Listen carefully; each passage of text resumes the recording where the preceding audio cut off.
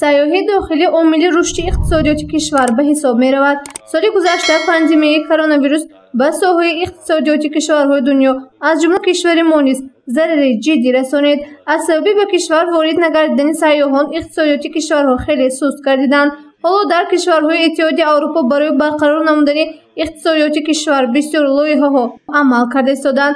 дар кишвари мо бошад, соли гузашта танҳо бо назардошти сайёҳии дохилӣ иқтисодиёти кишвар каме бошад ҳам поён нарафт.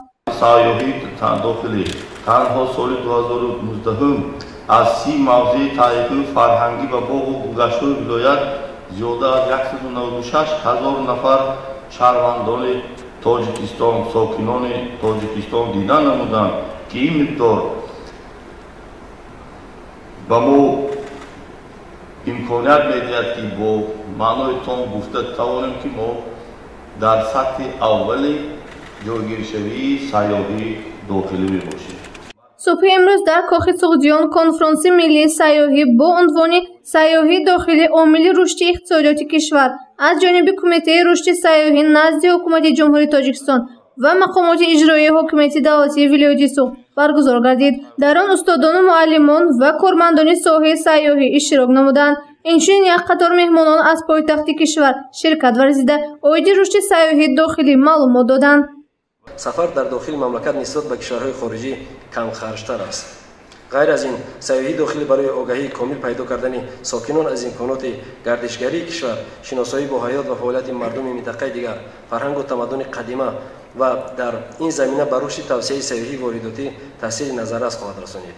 муҳим аз ҳама, боздид ва шиносоӣ аз мавзеъҳои нодир ва беназири сайёҳии мамлакат, ҳисси ватандӯстӣ ва меҳанпарастӣ, ифтихор аз ватану ватандориро боло бурда, ваҳдати миллиро боз ҳам устувор мегардонад. нимаи дуюми соли 2020 бинобар пандемияи коронавирус нав дар ҷаҳон ва таъсири бесобиқаи он ба соҳаи сайёҳии дохилӣ ягона самте гардид, ки соҳаро аз таназзул боз дошт. ҷаҳонгардон дар ин давра сайр дар кишвари худро интихоб карданд. чун дар Тоҷикистон ҳиссаи сайёҳии дохилӣ назар ба сайёҳии воридотӣ кам буд, ширкатҳои сайёҳӣ дар ин самт мушкилӣ кашиданд, вале мардум бевосита бо истифода аз фурсат бо мароғ дидан аз маконҳои сайёҳиро ихтиёр карданд. дар конфронс якчанд устодону профессорон бо маърузаҳои худ баромад намуданд. аз ҷумла дар яке аз маърузаҳо аз ҷониби устодон қайд гардид, ки яке аз омилҳои рушди сайёҳии дохилӣ ин беҳтар намудани сифати хизматрасонии ширкатҳои сайёҳӣ ба назар мерасад. инчунин сохтмони ҳарчи бештари осоишгоҳҳо ва маконҳои дамгирӣ низ мусоидат мекунад. дар мавриди рушди сайёҳӣ кореро ба анҷом расонем ва рушди сайёҳӣ танҳо ин боздиди ҷойҳо ва мавзеъҳои таърихӣ, пешбурди инфраструктура ё ин ки пешниҳод кардани сервис ё ин ки дигар масъалаоне, балки яке аз матлабҳои асосии давлат ва фикр мекунам, ки президенти кишварам мехоҳанд тавассути рушди сайёҳӣ иқтисодиёти давлатро пеш барад.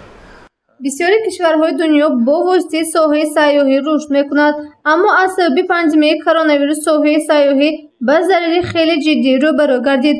ба ин нигоҳ накарда бояд рушди сайёҳии дохилиро ба роҳ монд. гузориши меҳрангези Абдуаҳад ва Насим Раҳимов барои барномаи иттилоотии Хабар.